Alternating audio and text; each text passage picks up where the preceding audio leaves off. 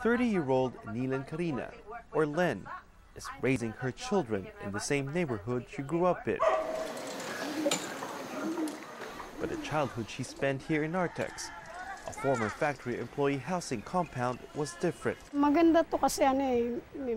This place was nice. There used to be a playground, a volleyball court, a basketball court, and there were even pine trees. We also played on seesaws.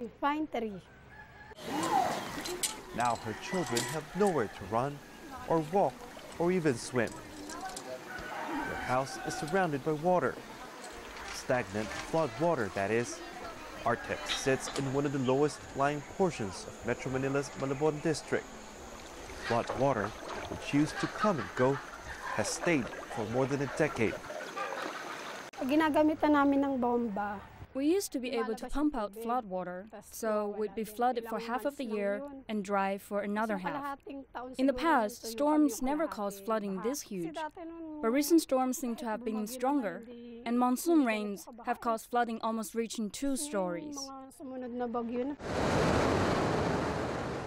The Philippines consistently ranks among nations most vulnerable to climate change. An average of 20 typhoons batter the country each year, many of them fatal, as well as destructive. 2013's Super Typhoon Haiyan blew winds topping 300 kilometers an hour and sent tall waves crashing onto coastal communities. And we were there to witness it all. Typhoon Haiyan has made landfall over here.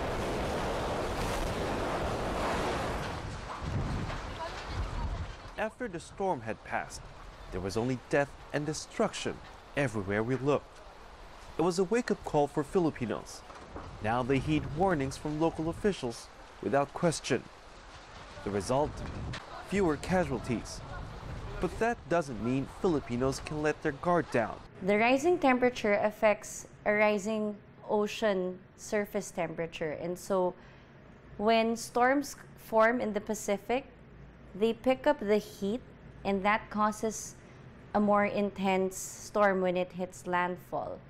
But climate change overall increases the frequency and intensity of the storm. So it is expected that super typhoons like Haiyan will happen again. Len knows that can happen in her or her children's lifetime. But she says they have nowhere else to go. We'd have to rent if we were to move out. We can't afford it. The children are going to school. There's water, electricity, all these things we have to spend on. Here, we don't have to pay rent. They're used to it, she says, even if it means having to row and stand on this makeshift vessel to do just about everything, including, ironically, collecting something as basic as clean water. People here in Artex are left with no choice but to adapt. Island nations like the Philippines leave some of the smallest carbon footprints on Earth, but are the most vulnerable to rising sea levels. Bigger carbon-emitting countries, on the other hand, face greater challenges and responsibilities.